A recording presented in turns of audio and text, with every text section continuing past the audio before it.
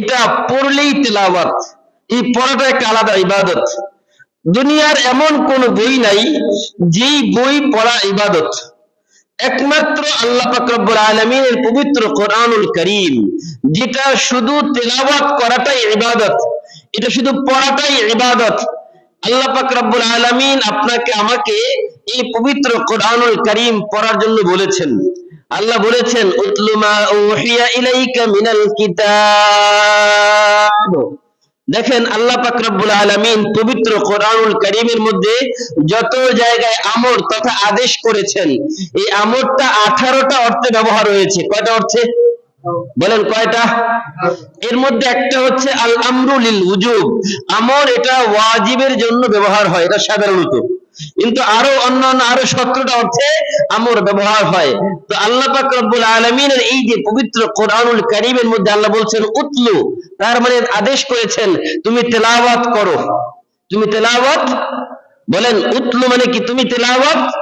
এটা কাকে বলছে? আমি মুখাতাব, আমি সম্বোধক ব্যক্তি, আপনি। তার মানে দোলনা থেকে নিয়ে কবর পর্যন্ত দুনিয়াতে যত মানুষ আছে সবার জন্য ব্যাপকভাবে, আমভাবে প্রত্যেকটি মানুষকে আল্লাহ তাআলা সম্বোধন করেছেন যে আল আমরু লিল উজুব উতলু মা উহিয়া ইলাইকা মিনাল কিতাব। তোমার কাছে যে পবিত্র কোরআনুল কারীম পাঠানো হয়েছে সেই পবিত্র কোরআনুল কারীমের তেলাওয়াত করো। এখন আমি আপনাদেরকে জিজ্ঞাসা করতে চাই, এই পবিত্র কোরআনুল কারীমের তেলাওয়াত, নামাজ পড়েন মাশাআল্লাহ ভালো, কিন্তু প্রতিদিন অন্তত 5 মিনিট 10 মিনিট 1 ঘন্টা পড়ার কি সুযোগ হয়? বলেন তো, ইমানদারের সাথে বলবেন, পড়ার সুযোগ হয়? এই যে বড় একটা ওয়াজিব জীবনে ছেড়ে দিচ্ছেন।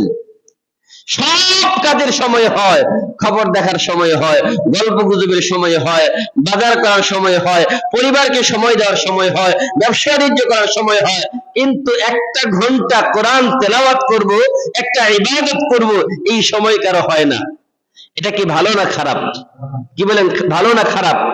বুঝে বুঝে বলবেন যে হুজুর যদি খারাপ হয় বলবেন যে না হুজুর এটা খারাপ কথা। কারণ বলবেন এটা পড়লে লাভ কি? আল্লাহর হাবিব সাল্লাল্লাহু আলাইহি ওয়াসাল্লাম বলেন, মান ক্বারাআ হারফাম মিন কিতাবিল্লাহ ফালাহু হাসানাহ ওয়াল হাসানাতু বিআশরি আমসালিহা লা আকুলু আলিফ লাম মিম হারফুন বাল আলিফুন হারফুন ওয়া লামুন হারফুন ওয়া মিমুন হারফুন। আল্লাহর হাবিব সাল্লাল্লাহু আলাইহি ওয়াসাল্লাম বলেন, যে ব্যক্তি পবিত্র কোরআনুল কারীমের একটি অক্ষর পড়বে, একটি অক্ষর পড়ার সাথে সাথে আল্লাহ পাক রব্বুল আলামিন তার আমলনামায় 10টি নেকি লিখে দিবেন। সুবহানাল্লাহ। শুধু তাই না, আল্লাহর হাবিব বলেন আলিফ লাম মিম। পবিত্র কোরআনুল কারীমের সূরা বাকারার শুরুতে আল্লাহ তাআলা বলেছেন যে আলিফ লাম মিম, এই যে 3টি অক্ষর, আলিফ একটা অক্ষর, লাম একটা অক্ষর, মিম একটা অক্ষর, এই 3টি অক্ষরকে আল্লাহ তাআলা আলাদা আলাদা বলেছেন। যে এমন না যে 3টা পড়লে তুমি 10 নেকি পাবে, না, আলিফ পড়ার সাথে সাথে তোমার আমলনামায় 10 নেকি লেখা হবে, লাম পড়ার সাথে সাথে আরো 10 নেকি যোগ হয়ে যাবে, মিম পড়ার সাথে সাথে তোমার আমলনামায় আরো 10টি নেকি যোগ হয়ে যাবে। তার মানে যে শুধু আলিফ লাম মিম পড়ার দ্বারাই আল্লাহ তাআলা তার আমলনামায় 30টা নাকি আল্লাহ তাআলা লিখে দিবেন। সুবহানাল্লাহ। এখন বলেন আলিফ লাম মিমের অর্থ কি কেউ জানে? কেউ জানে নাকি? এখন আমাদের কিছু প্রশ্ন আছে এই বিষয়ে। এক ভাই বলেন যে হুজুর কোরআন শরীফ তো বুঝেই পড়তে হবে, না বুঝে পড়লে লাভ কি? না বুঝে পড়লে তো কোনো লাভ নাই। কেন? না বুঝে পড়লে তো জানা যায় না কি পড়তেছি, না বুঝে পড়লে তো কোনো লাভ নাই, কারণ যেহেতু আমি জানি না কি পড়ি তো সেটা পড়ে লাভটা কি? আমি বলি ভাই ঠিক আছে, প্রথম প্রশ্নের উত্তর হচ্ছে আল্লাহ তাআলা শুরুই করেছেন আলিফ লাম মিম। আলিফ লাম মিমের অর্থের ব্যাপারে সকল মুফাসসিরিন কেরাম বলেছেন ওয়াল্লাহু আ'লামু বিমুরাদি, এর অর্থ একমাত্র আল্লাহ তাআলাই জানেন। কে জানেন? এমনকি নবীও জানেন না। বলেন কে জানেন না? শুধু জানেন কে? আল্লাহ। এখন আল্লাহ রাসূল এটা দিয়ে হাদিস বলেছেন যে আলিফ পড়লে 10 নেকি, লাম পড়লে 10 নেকি, মিম পড়লে 10 নেকি। তার মানে এগুলোর অর্থ তো আমরা জানি না, আর না জানার পরে যখন পড়তেছি আল্লাহ রাসূল স্পষ্ট ভাষায় বলেছেন যে এগুলো পড়লেই তোমাদের আমলনামায় নেকি লেখা হবে। এখন বলেন এগুলো কি বুঝে পড়ুক আর না বুঝে পড়ুক সব দেওয়া হবে না হবে না? সব দেওয়া হবে না? অবশ্যই হবে।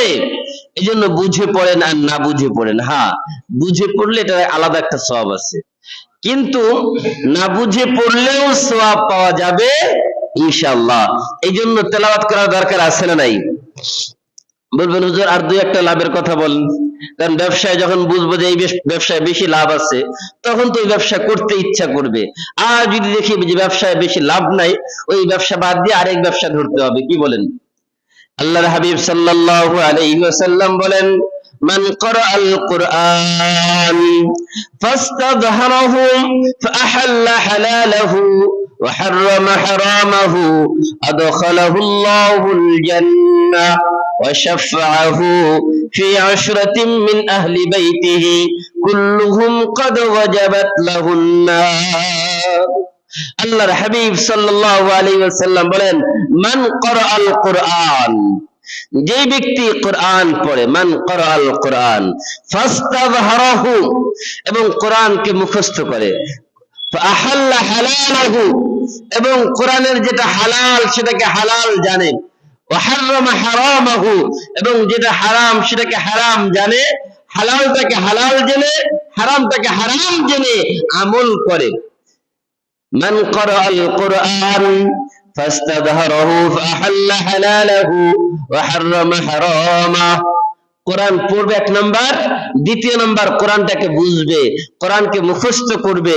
যখন কোরআনটাকে বুঝবে, কোরআনকে মুখস্থ করবে, করার পরে যেটা হালাল হালাল বলেছেন আল্লাহ তাআলা, হালালটাকে হালাল মেনেই চলবে, হারামটাকে বর্জন করেই চলবে, তাহলে লাভ কি? আদখালাহুল্লাহুল জান্নাহ, আল্লাহ তাআলা নিজে আল্লাহ তাকে জান্নাতে প্রবেশ করাবে। সুবহানাল্লাহ। লাভ আছে না নাই?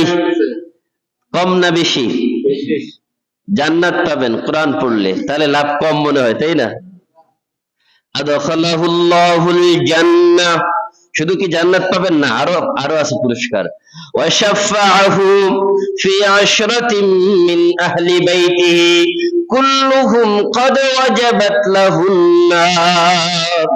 ওয়া শাফাআহু ফি 'ashratin মিন আহলি বাইতিহি, এবং আপনি আপনার পরিবার থেকে এমন 10 জনকে সুপারিশ করে জান্নাতে নিয়ে যেতে পারবেন, যাদের ব্যাপারে জাহান্নামের চূড়ান্ত ফয়সালা হয়ে গেছে, যাদের ব্যাপারে জাহান্নামের চূড়ান্ত সিদ্ধান্ত গৃহীত হয়েছে।